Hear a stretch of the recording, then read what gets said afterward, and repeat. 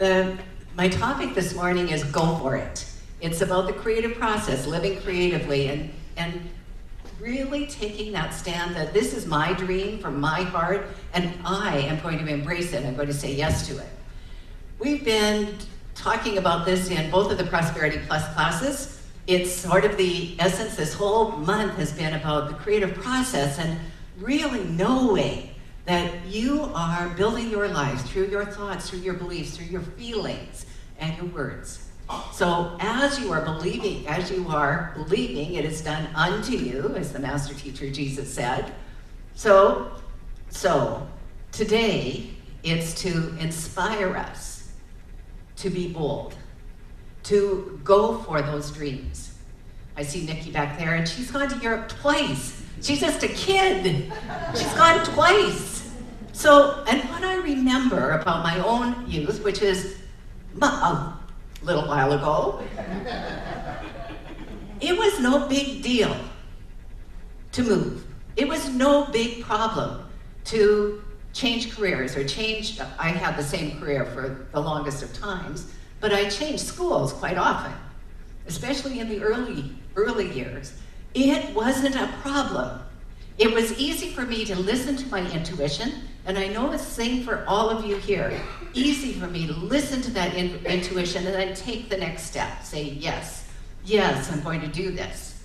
And in our journal, that's exactly what is said on this, the day that is Go For It. It says, when we're young, somehow it's so easy for us. And then as we get older and stabilized in our lives, we sometimes forget how we got where we are.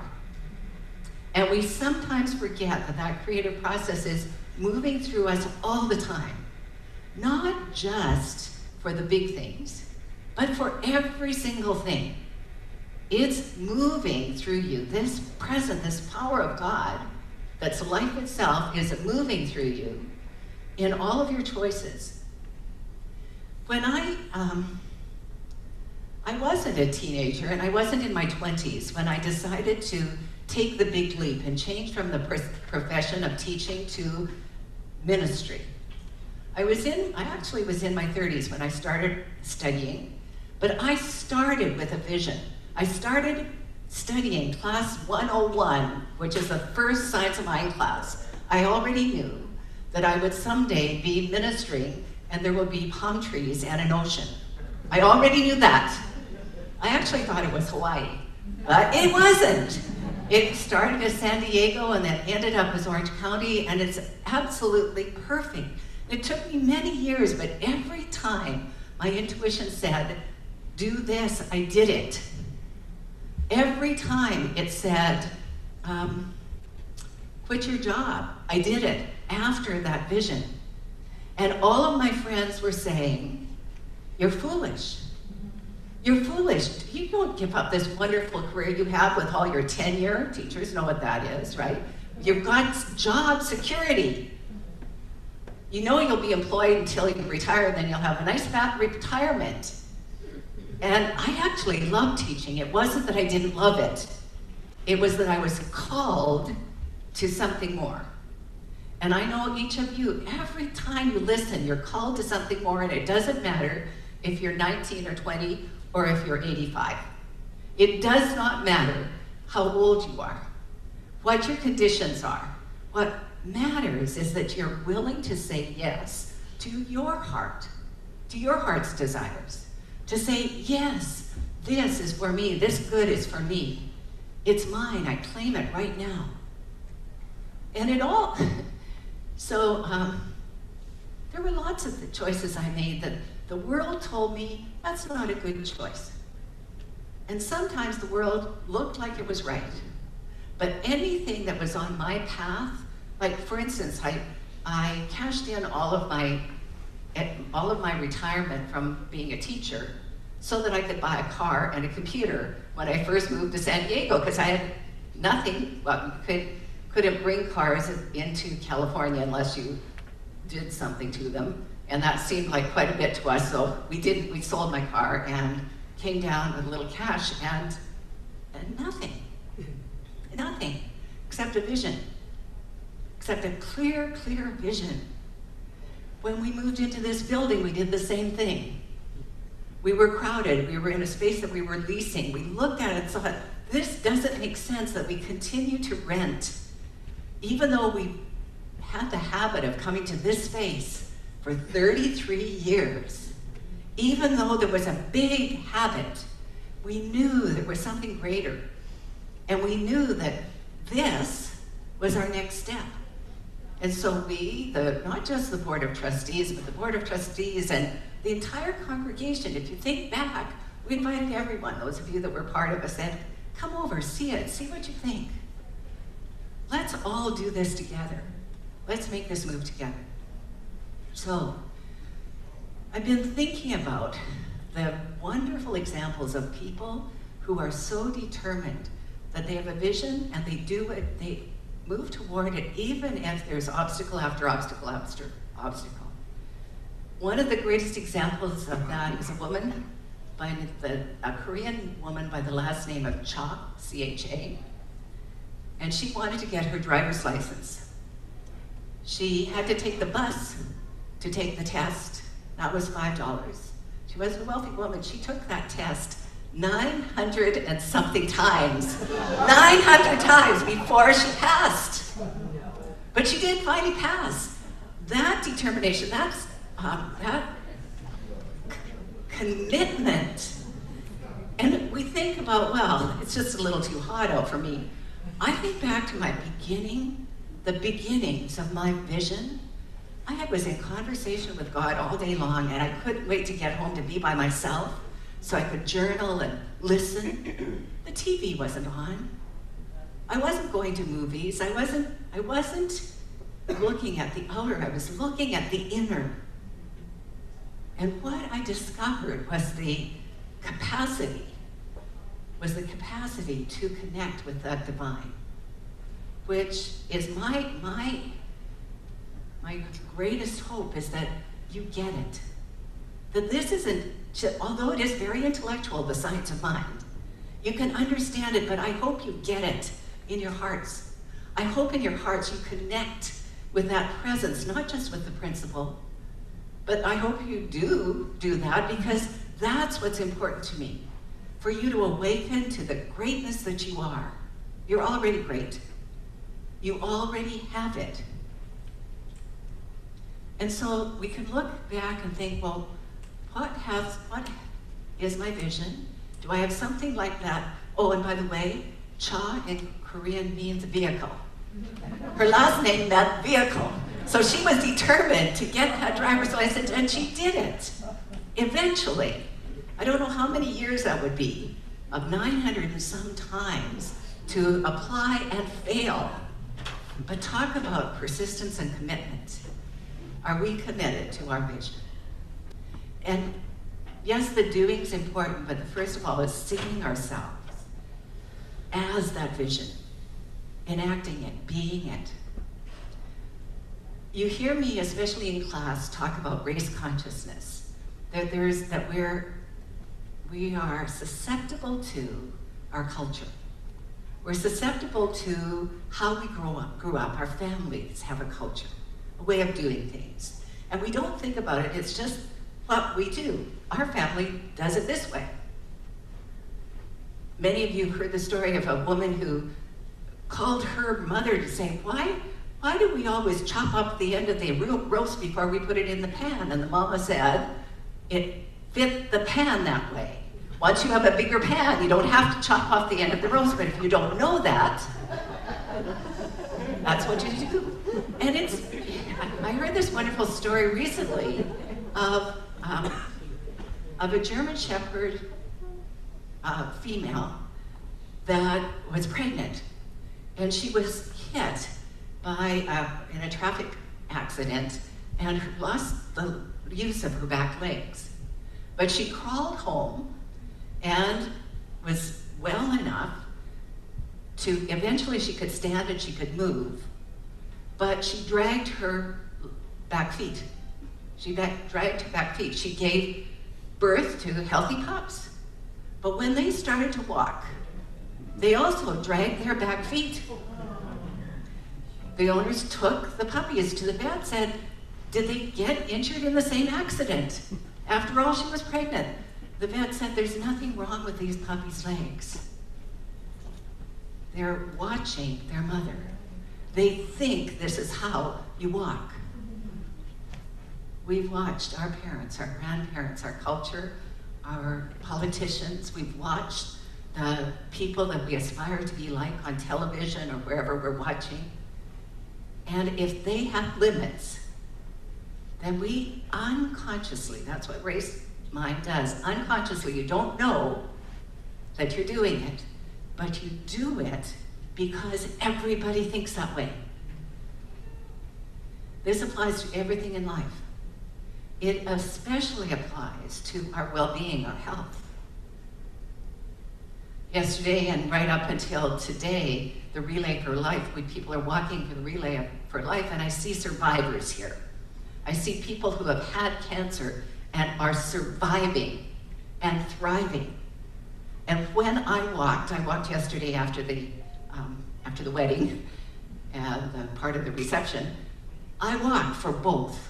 I walked for the people that we've lost to cancer and for the wonderful people who survived that disease. I walked for the cure and for the courage of every person I know that has had that disease. I do not say that it's fatal because I see survivors. I see people who have said, I'm going to use what I know. I'm going to stay busy in love, and I'm going to let the life of God flow through me so that I'm whole. So the thing that might get in the way of you living your vision and going for it might be unconscious ideas, unknown to you, about what's possible. What's possible for you financially? What's possible for you creatively? What's possible for you in relationship? What's possible for you regardless of your age? Are you too young or too old to do something? Are you too big or too small to do something? You're not. You, every one of you, is the expresser of the divine law. You are one with the divine presence. That thing that is eternal, and you were it before you were born, and you'll be it after this physical death, but it's greater than you think you are. It holds everything and creates everything out of itself. So today, in the meditation, I asked you to think of one thing. And I really hope you did think of one thing that you'd like to go for, that you'd like to bring energy to. And it could be something you're already doing, but maybe not with the energy you want it to have. I know that I've been thinking about, the week before last I was in Seattle, and the conference was all about why do we minister and how can we minister better. It was really, really inspirational to me. So I got in touch again with how I felt 22 years ago, how excited I was to be teaching this science and showing this principle in action. And if I've lost any of that enthusiasm, I apologize. Because in my heart, it is. It is who I am. It is what I am. It's who you are. It's what you are. And last week, I was at 2 long days of board meetings. And I mean long, because first of all, it was 8 o'clock in the morning, but that's really 7 o'clock in the morning by my body clock, because I was in Colorado.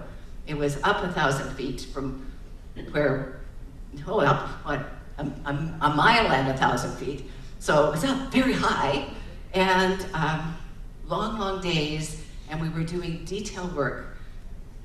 And we stuck to it. You know what we were able to accomplish? We were able to reduce a deficit of $450,000 to a positive of $20,000. Yeah, that's great. That's great.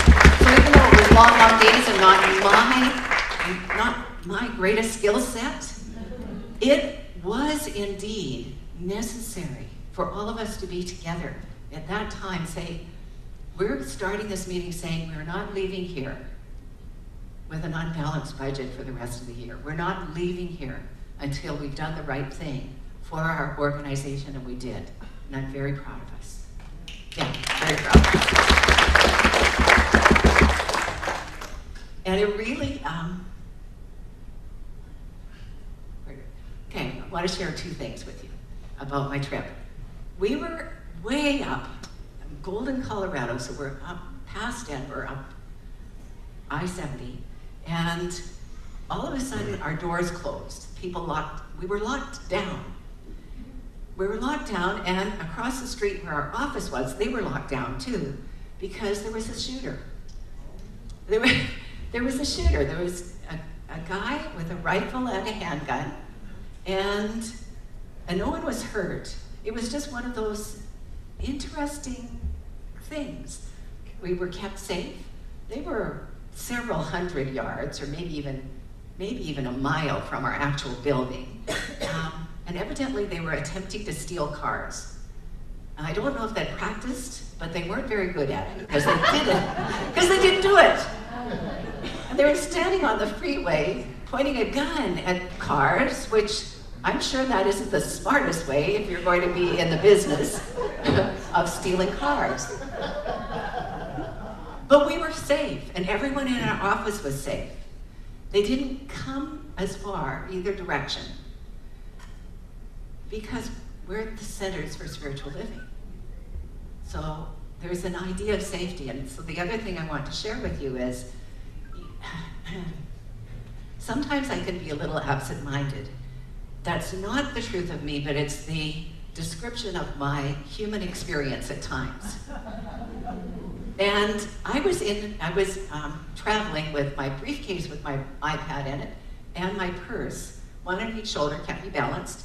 And one of my new friends and I were having coffee at a Starbucks in the airport.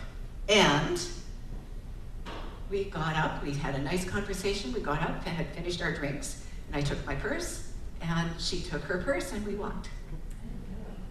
And we walked for about 4 or 5 minutes. And we actually, if we hadn't made this stop, we looked in the women's restroom to see if we had, and there was a big long line. So we came out, and this man was there. It said, "Pardon me, ladies, does this bag belong to one of you?" Wow. It was mine. It was my computer case that had my iPad in it, all my papers that I need to follow up with. And I was so grateful. I didn't even get the guy's name because he just turned around. I said, "Yeah, it's mine, thank you so much." And he just turned around and went back to his gate. But here's what that tells me about my changing beliefs. If ever I believed that the universe was unfriendly, I now believe that I live in a friendly universe. I live in a friendly universe where people are good and help other people. It makes sense to me to live in that universe. Okay, so what universe do you live in? A friendly one? A creative one? An abundant one? A loving one? That universe. So just give yourself a moment. Put your hand on your heart so you can feel your heartbeat. And bring to mind something good about your life that is good now or that could be even better. It doesn't matter which one it is. It's good now. You created it somehow because you said yes to it.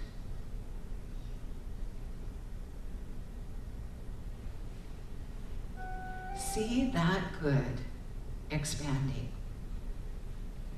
If it's business, see more activity. If it's friendships, see greater depth. If it's creativity, see more creativity, whatever it is, see it. Say yes to it, and let's say that out loud. I say yes to my good. I say yes to my good. I go for it. I go for it. And so it is. And so it is.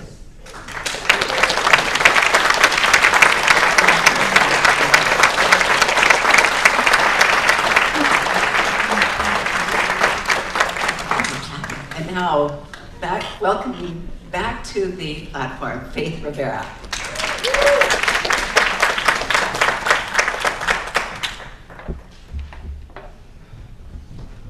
Okay, so are you ready? Yeah. Ready to let it out, right? All right.